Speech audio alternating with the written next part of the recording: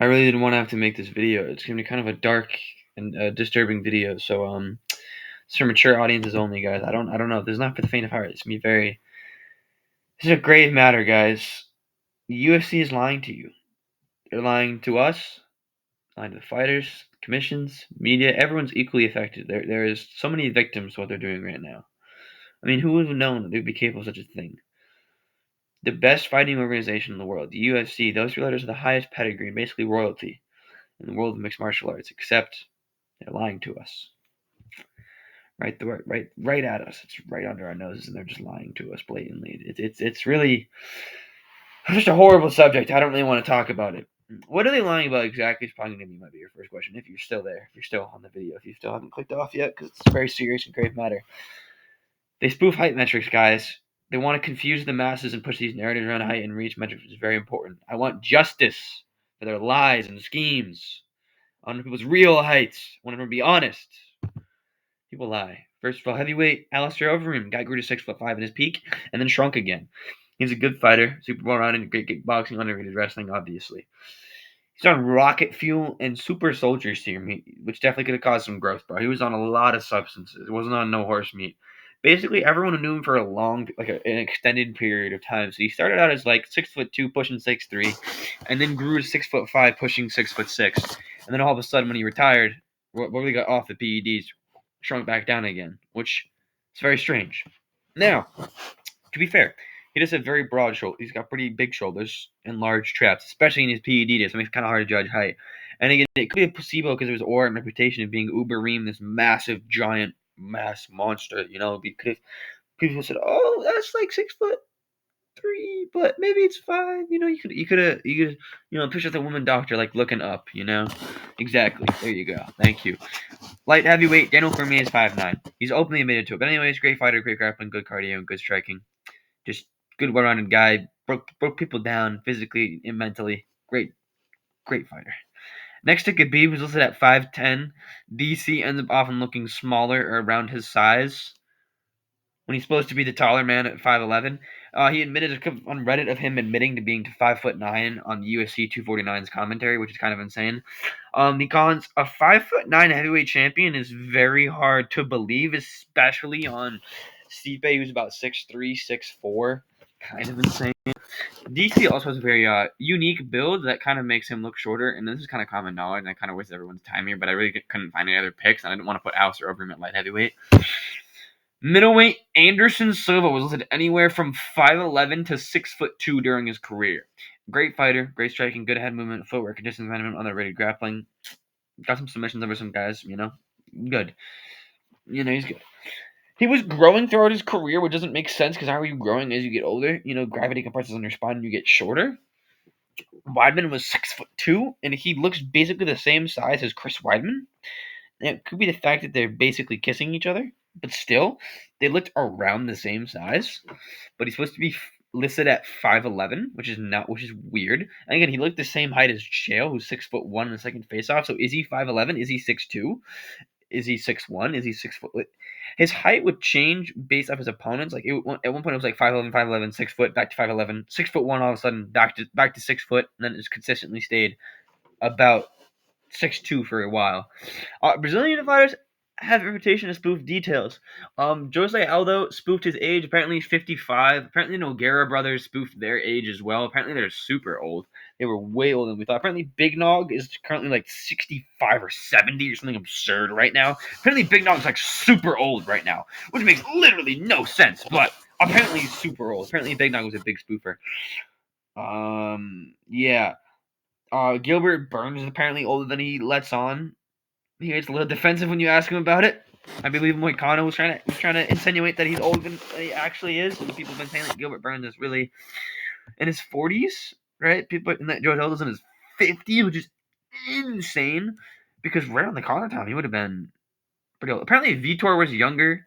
Too. Apparently, Vitor's younger than he actually is. I've heard that one. I've heard a lot of interesting about these Brazilian fighters. Welterweight Nate Diaz is 6'2". It's probably the most blatant and worst example in the entire inspiration behind the video. There's Michael Bisping, a freaking middleweight, and here's Nate Diaz, a lightweight, by the way. Good fighter, good boxing, insane chin, great cardio, and great jiu-jitsu. Underrated 155. He lost 2 inches of height in 2 months. clearly a spoofed measurement you're trying to hide there. You can't hide from me. You can't hide from the Onyx Octagon channel. Numerous training partners, and there's it's realcelebrityheights.com. Basically, every review is like, yeah, guy's about 6'1", 6'2", 6'1", 6'2", 6'1", 6'2". Not a single person has said, oh, he's 5'11". Not a single human being. A 6'2" lightweight is a bad look. He kind of seemed like a weight bully, even though he wasn't really that big. Because dog, he was 180, weighing in at 170 for his welterweight fights. So he's probably 170, weighing at 55, which is kind of intense. Jalen Turner, as a 6'3" lightweight, was getting in tons of hate. So imagine what even 6'2" would look like. Doesn't really subtract or add to Nate Diaz's career. It just makes the Conor fight seem even weirder. The 6'2" guy was fighting like a 5'9" guy, but just how it is.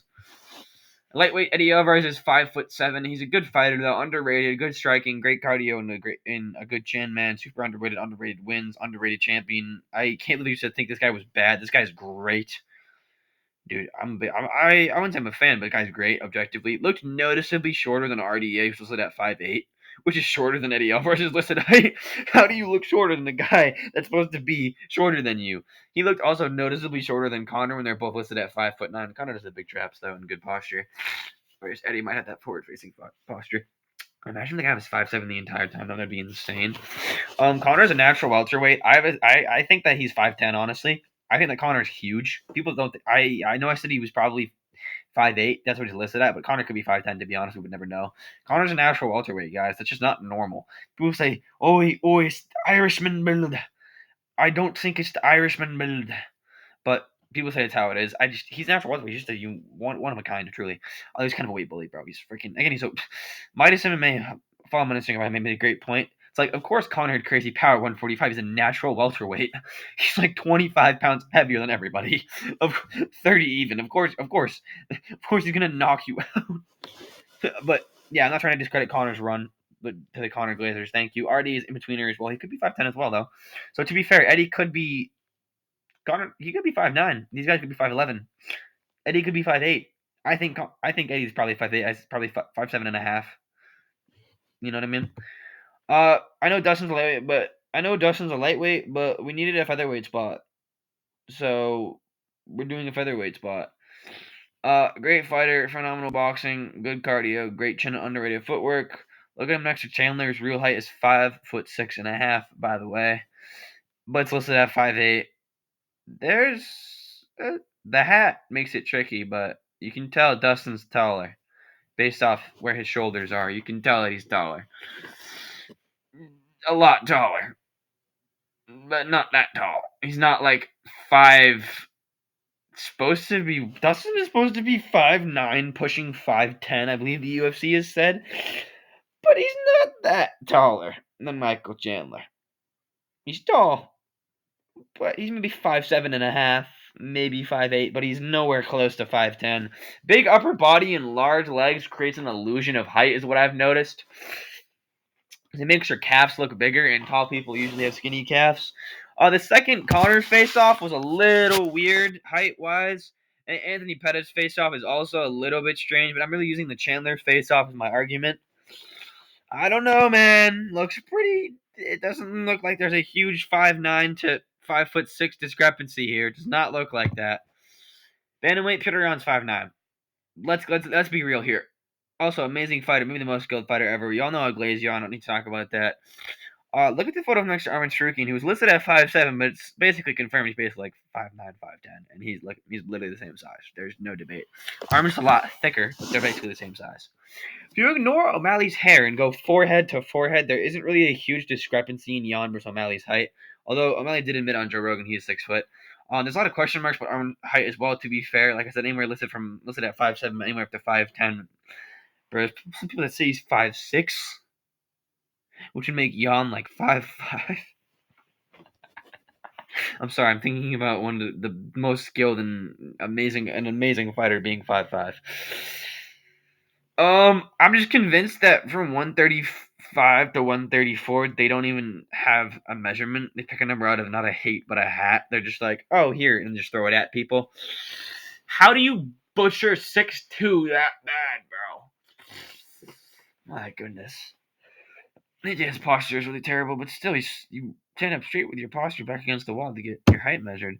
Flyweight, Henry Cejudo is closer to 5'2" than he is 5'4". Great fighter, good IQ, good striking, good wrestling, great footwork, IQ and movement. All in his prime. He's not really in his prime anymore, but still, he's pretty solid.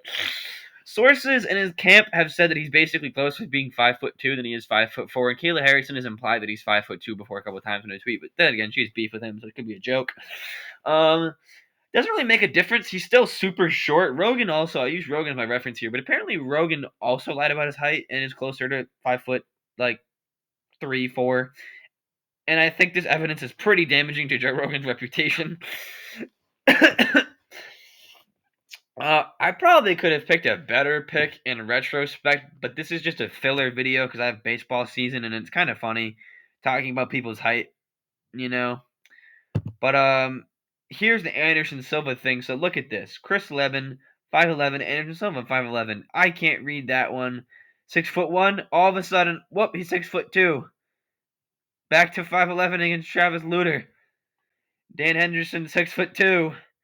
Anderson Silva against Nate Marquardt, 6'2". Anderson Silva against Chael Sonnen, 6'2". What? How did you grow 3 inches? In between fights as well, it's the same graphic. How do you grow 3 inches in months? It's not how it works.